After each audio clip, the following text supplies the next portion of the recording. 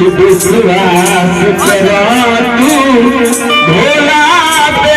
तुहे पार लगई है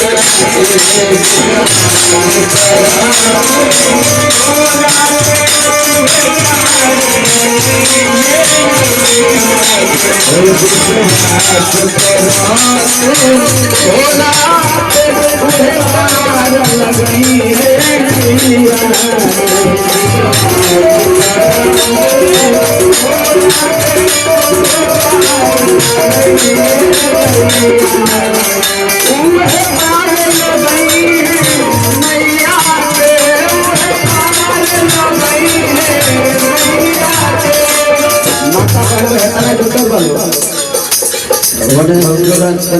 खाली सुने रहो हमारा बतिया सुने देखिए कितना आनंद आएगा भगवान पर विश्वास करी ये जीवन धन्य हो जाए ये सागर से हमने को मुक्ति मिल जाए भवसागर से पार हो जाए खाली भगवान में नहीं लगाई कौन विश्वास करो भोला से उहे पार लगाई है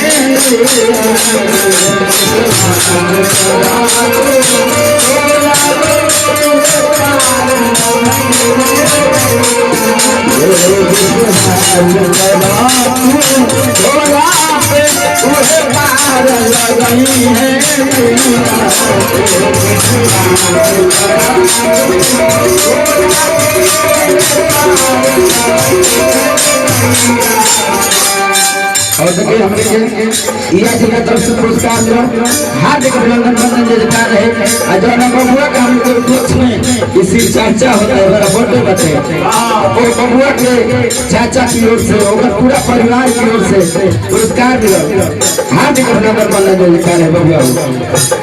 विश्वास करो भोला से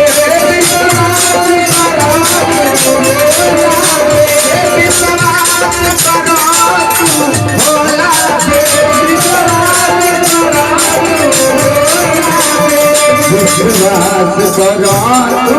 भोला पे तुहे पार लगई है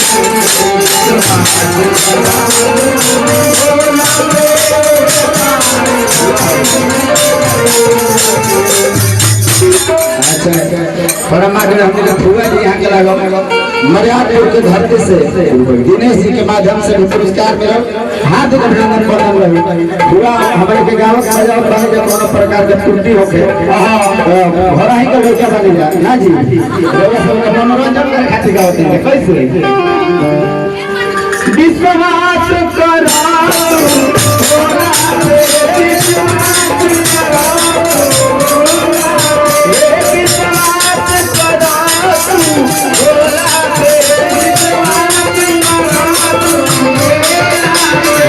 विश्वास करो भोला पे तुहे पार लगई है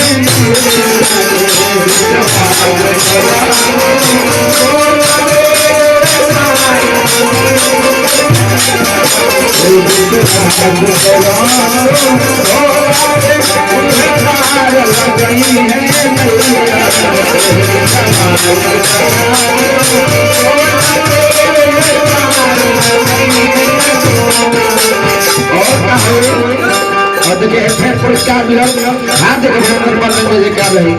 रोजा सब नाम बोला हमारे के चाची जी के तरफ से सब करो चाची माई सब तो होला गई दादी अगर नाम ना धरत तो भाई के लोग किसी आई में अलगा से गाना गा जो है ना सब नाम बोला गाना गा दी और क्या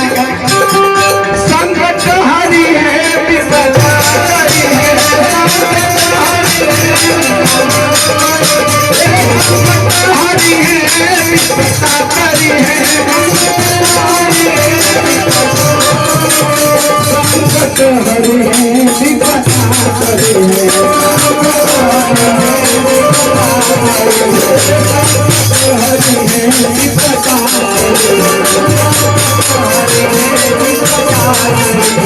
विश्वास करो भोला से तुझे पागल नहीं है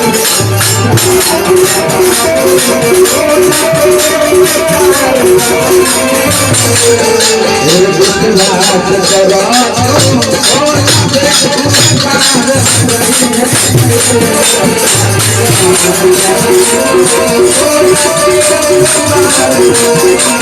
और भगवान करता हूँ मैं करता हूँ हमारे दोस्त को छोड़ने के मन है सब उन्हें के बारे में बात उन्हें के देवे के बात उन्हें के देवे के बात हमने के खाली रोड पर चली जाना करता हूँ मैं करता हूँ